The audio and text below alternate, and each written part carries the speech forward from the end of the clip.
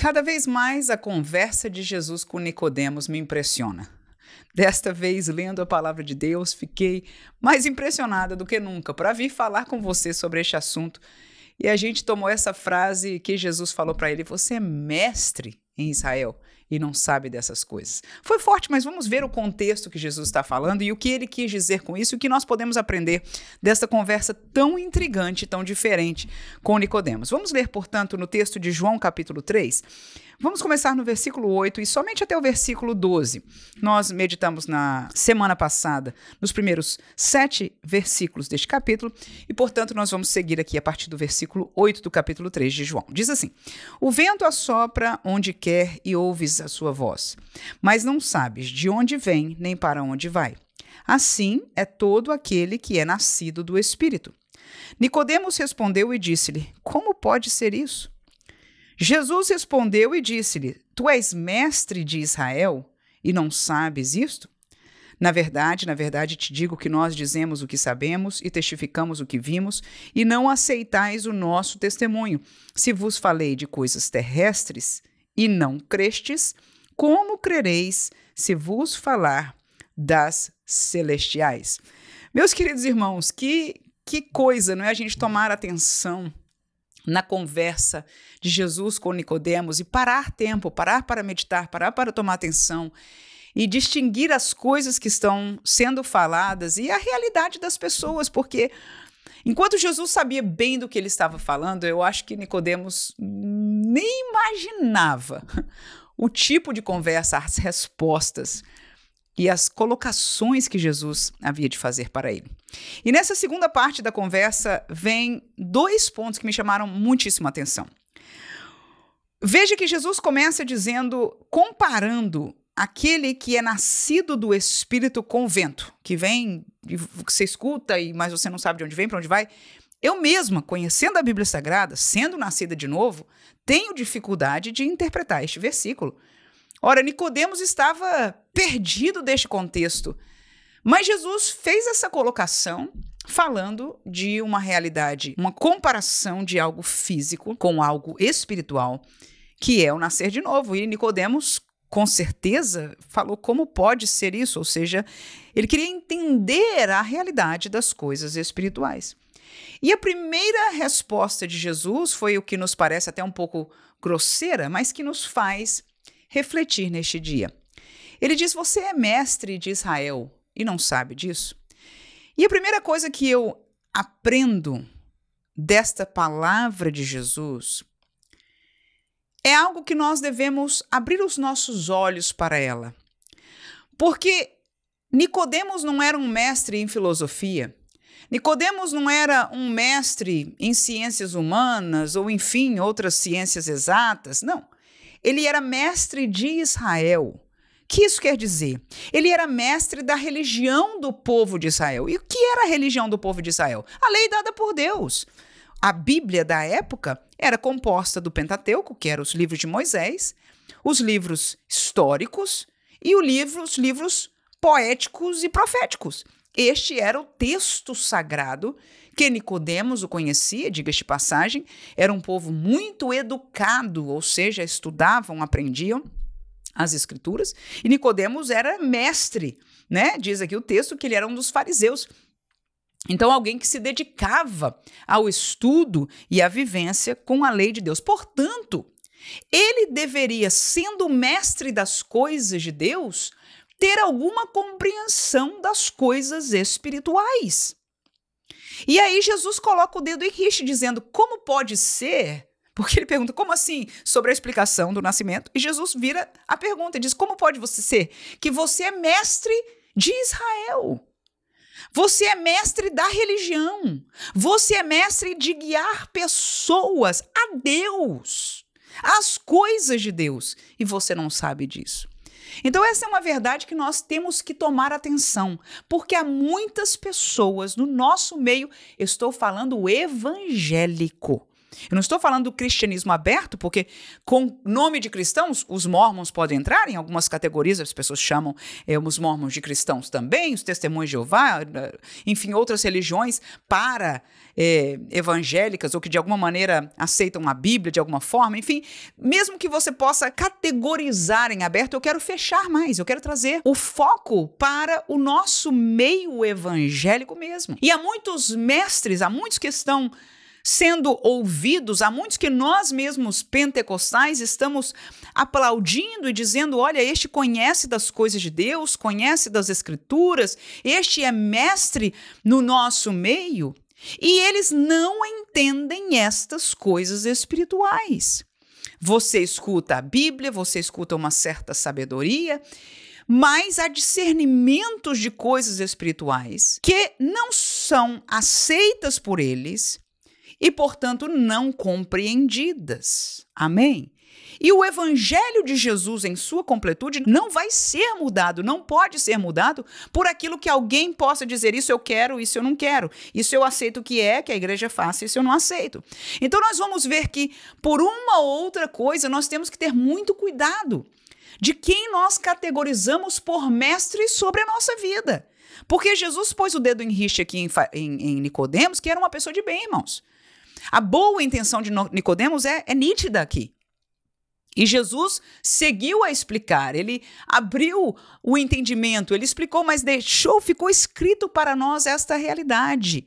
Nem todo mestre na religião, e volto a dizer, eu não estou falando da religião que talvez muitos de nós fomos antes, catolicismo, não.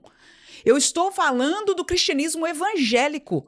Muitos são mestres e que nós temos comprado seus livros, nós temos assistido alguns vídeos, palestras, explicações e nós encontramos muito conhecimento bíblico, muita sabedoria, mas temos que ter o entendimento e o discernimento se eles aceitam e conhecem as coisas espirituais da Bíblia Sagrada.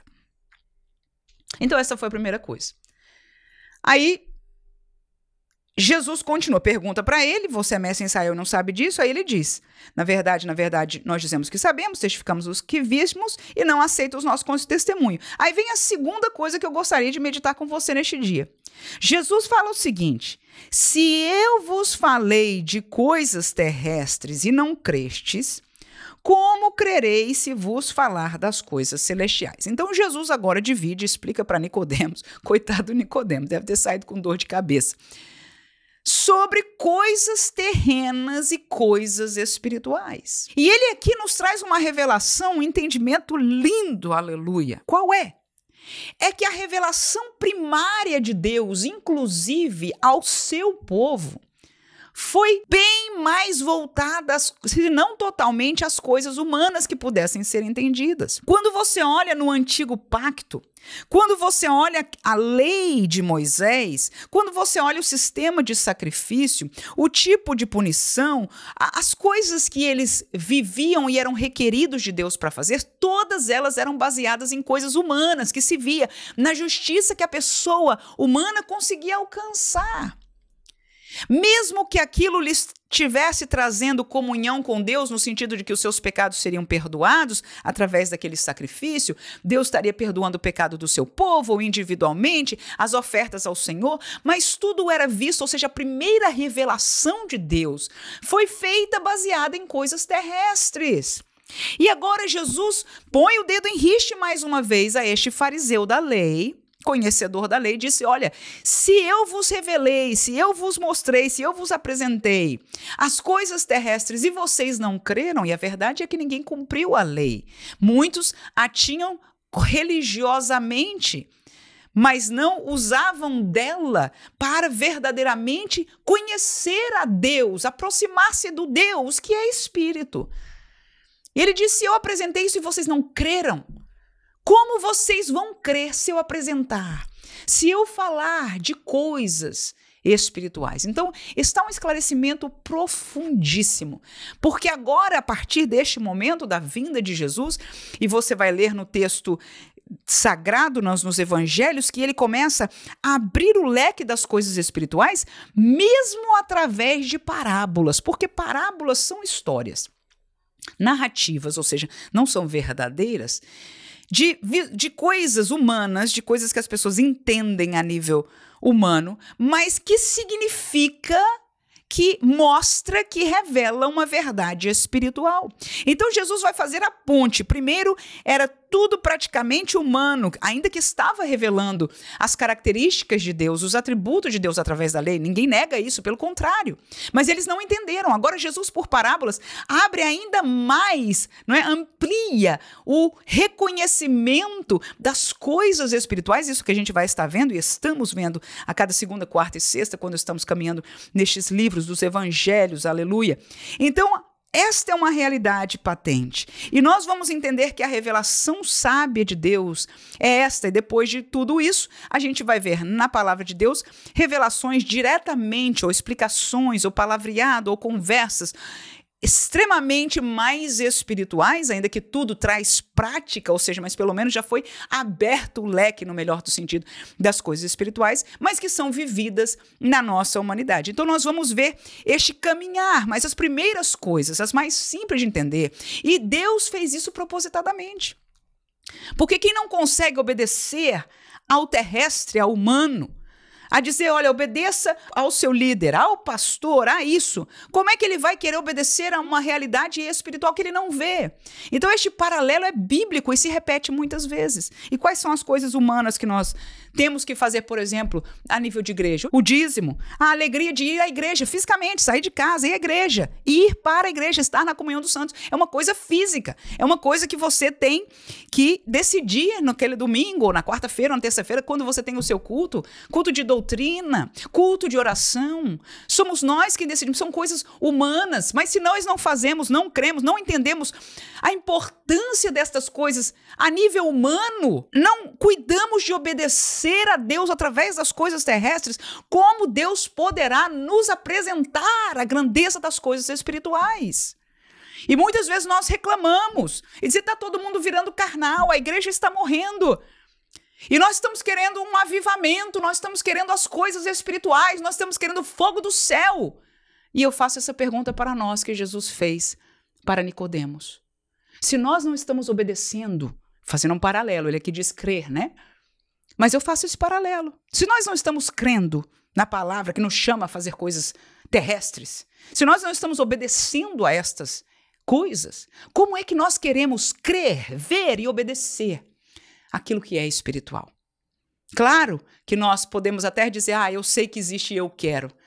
Mas Deus não trabalha assim. Nós precisamos ser fiel no pouco. Aleluia. Princípio bíblico. Para que Ele nos coloque no muito. Aleluia. E as coisas espirituais, segundo todo o texto bíblico, são maiores do que as terrestres. Então, se nós queremos as espirituais, vamos caminhar. Cremos. Primeiro temos que crer, com certeza. Mas vamos trilhar um caminho de obediência àquilo que a palavra de Deus nos mande. E que exercer, fazer, obedecer, se faz a nível humano, terrestre, de coisas naturais. A comunhão com os irmãos, estar com alguém, preferir uns aos outros em honra, todo este obedecer da palavra de Deus é ação humana, mas que carrega um peso espiritual que nos vai abrir com certeza portas para que Deus saiba, este sim está cumprindo, lhe darei mais bênçãos, dons e graça. Que Deus nos ajude a sermos obedientes no pouco, para que o Senhor, pela sua misericórdia, nos possa colocar em muito mais. Amém.